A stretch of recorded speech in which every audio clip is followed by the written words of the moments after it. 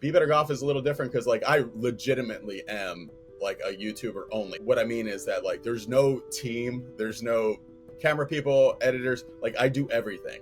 After a while of like taking so many lessons, you really start to take things with a grain of salt, and you start to know you have to really, I think the best analogy is you have to think of yourself like a duck. Folks, in terms of milestones for a YouTube channel, once you get Brendon DeVore from Be Better Golf on, you know you're going places. I've been watching this guy since he's been at about 7,000 subscribers. Now, Brendon is pushing 150K. Insane. Brendon, how are you doing? Great, thanks for having me on. I've been watching your channel. I like what's going on there. I love your new voice to listen to, and I've been enjoying it. What's insane to me, Brendon, is that your channel was focused on highlighting unique voices in golf. And now to me, you are that unique voice in golf. I know in the past that you were frustrated watching a lot of YouTube videos and all the contradictory advice, and that prompted you to say, hey, I want to start my own channel. Talk us through the early days. I had a YouTube channel since 2008 or something. It's the same YouTube channel that Be Better Golf is on now. I'm an editor, and back then I was making a lot of videos and stuff like that. I was actually hired by somebody to make YouTube videos for them, but like obsessed golfer too. So I was like, I'm good at making videos, and then I'm like completely obsessed golfer. And then I kept watching videos, and there was this trend in YouTube videos coming out that was like, you know, all that normal stuff you used to hear, keep your head down, that's totally wrong. Or you know all that normal stuff you used to hear, like don't take it to the inside, you should take it to the inside. It was like that was the hot thing then, and it's becoming the hot thing again now. It's like take some normal thing that you thought you should do and tell everybody, no, actually that's a good thing that you do that, and here's why. You know how you hate your flip? Your flip is actually the best thing you could possibly be doing. If you didn't have that, you'd whiff. So I was watching these videos, and then you had like the old guard of people like putting out the basic advice that you would get at like a country club, and then like this new group of people who are putting out stuff that was like the total opposite. And I was like, this is confusing, because I would try some of the old stuff and it would work, and because that's how I learned, and then I'd try some of the new stuff and that would work. So anyway, the first couple of videos I did had this really confrontational style to them. I was like, why do you say that I should do this or that when clearly this or that, you know? And it's funny to look back at them now because I wasn't very good at doing them, and also just because of that. But I sent out a note to, you know, it's like when you're starting a YouTube channel, you got to fake it till you make it. So I sent out a note to Monty Scheinblum, who I'd seen put up a lot of videos that were going against what I normally thought. And he had like 4,000 or 5,000 subscribers at the time, which I thought was like, you know, big time, you know, because I was like, wow, if I could get on that guy's channel.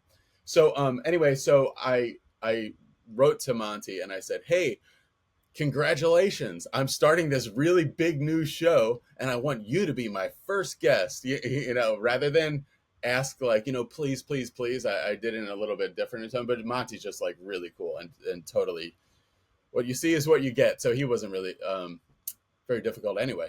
But so I had Monty on, and the thing that really helped on those, because they always say like, as you've learned, going from 10,000 to 11,000 is whatever, but going from 0 to like 200, that's really hard.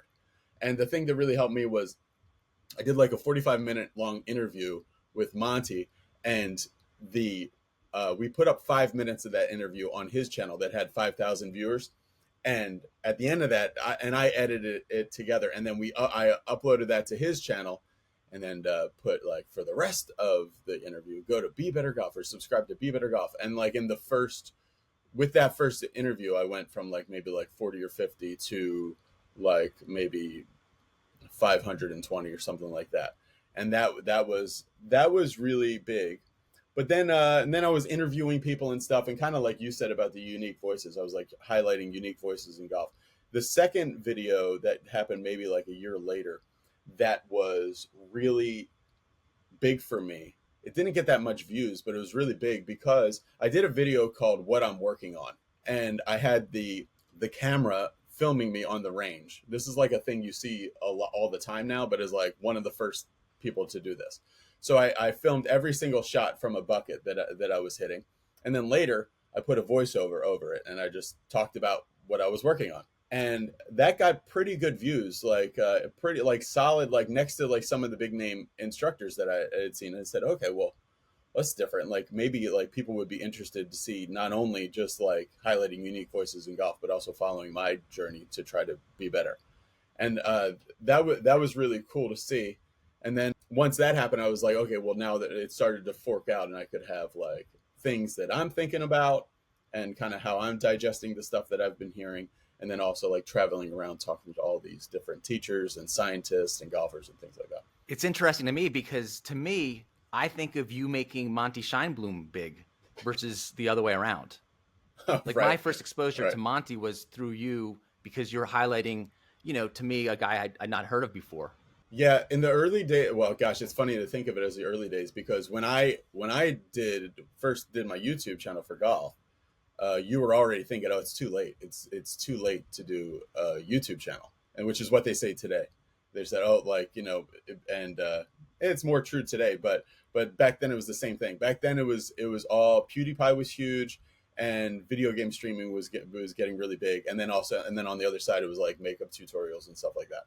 So when I got on YouTube at first, doing the golf videos, people would say like, "Oh, are you nervous that so and so has a YouTube channel about golf now? Or are you nervous that somebody else is like doing stuff on YouTube?" It's like, no, it doesn't work like that. You're not with YouTube then anyway. You were really not competing with other YouTube golfers. It was more like a teamwork kind of thing where you're competing with people's attention on things outside of YouTube. You're competing with IRL attention, with movies, with TV shows, with Netflix or whatever. So like if Monty was doing well or somebody else was making videos and they were doing well, that was great because it just got people on the app more. And then your videos would be suggested in that. It was like growing the ecosystem. YouTube golf has changed quite a bit in the last maybe 7 months or so. Some like really big money has come into the space, and Bryson is doing things that are just like way beyond. Like, look at Golf Channel's playing lessons videos, and then look at Bryson DeChambeau's videos that he does with Sergio or Bubba or Phil. They're way better. Like the stuff that's going on YouTube now is way better production value than anything that's ever been done with golf before, really. And I think the European Tour had a big thing to do with that, with what they do on social media and some other stuff. So it is beginning to change now. And like Be Better Golf is a little different because like I legitimately am like a YouTuber only. Like that's like what I mean is that like there's no team, there's no camera people, editors. Like I do everything. It probably throttles me a little bit, but I'm kind of like, with my regular job, because I have a full-time regular job and some coaching and other stuff that I do. That's probably where I should be for now. And you've taken hundreds of lessons from over 60 instructors or so, including big names like George Gankis, Parker McLaughlin, so on and so forth. Sometimes the advice has to be contradictory because guys tend to have different, like Mike Malaska, for example, he teaches you have to have that strong top grip, correct? Yeah, sure. Mm-hmm. So, I mean, and other people don't say that maybe they'll work around a weaker grip. How do you digest all this information? Because to me, you're basically like Jeff Goldblum in The Fly. You're experimenting on yourself for the betterment of humanity. Yeah, I understand that. And when I first started doing the channel, I was way too impressionable. Meaning that like if I did something and it worked, I was, and I see this with golfers that come to my Be Better Golf schools and just like people that I know. You do something and it works and you think, got it, this is going to be the thing. And you go like, you put all your chips into doing that thing, whatever it is. So you just talked about the grip. So let's say a teacher strengthened your grip and you start hitting it good. You're like, boom, I've got it. And this is it. And you really like push everything into that. And then, so back then I would really go into something really like full force, which is probably better than the waffler, which will never get better. But I would go into something full force and then I would just like burn it out. And then I would be like completely like worse than even before. Then I'd see somebody else, and then I'd be like hardcore into that. After a while of like taking so many lessons, you really start to take things with a grain of salt, and you start to know. You have to really, I think the best analogy is you have to think of yourself like a duck. And you get all this like water being poured over you, and it just goes like right over you. Because when a teacher's talking to you, you can kind of pick out the like where it comes from.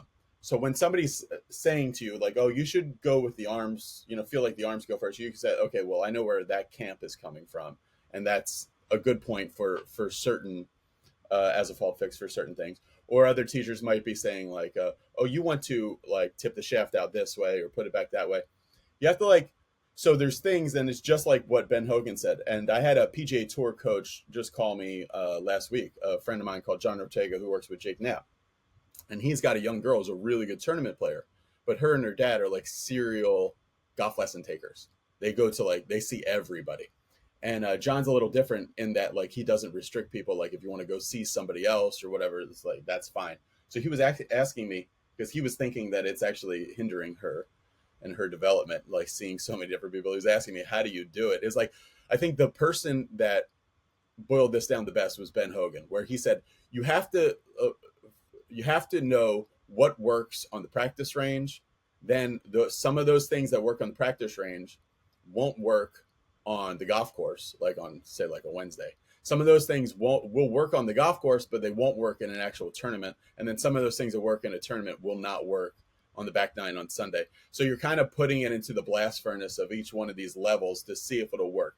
So my advice for people that like to take a lot of lessons is, number one, you want to be, you're better off being the type of golfer that is too open-minded than being the type of golfer that is just clapping back at the teacher talking to you, like trying to show them that you know what they're talking about, or that like you're smarter than them or something like that. Like I've learned that.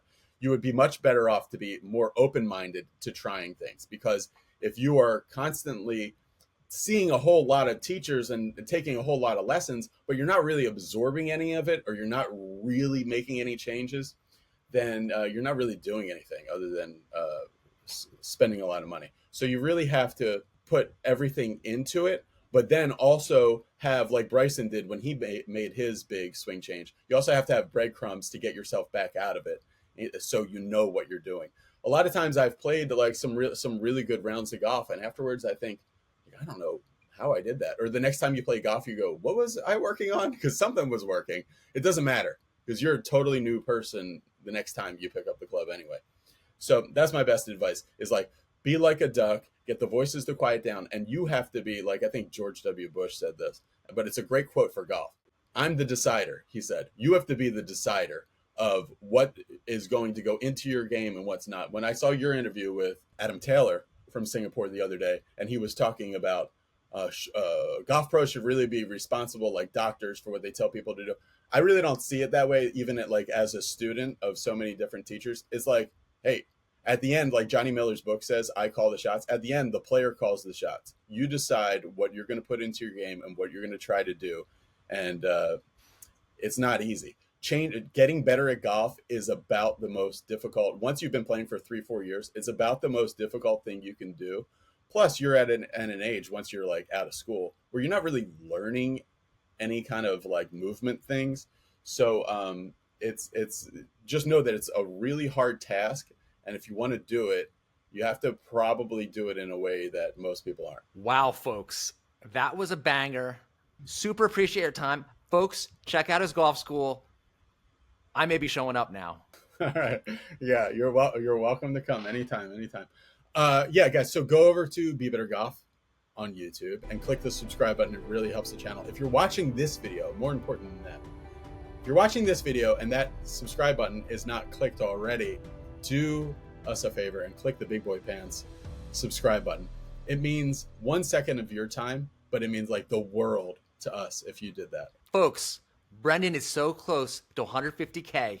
This guy is one of my biggest inspirations for starting a YouTube channel. Thank you so much. The people of Asia salute you. All right. Thank you.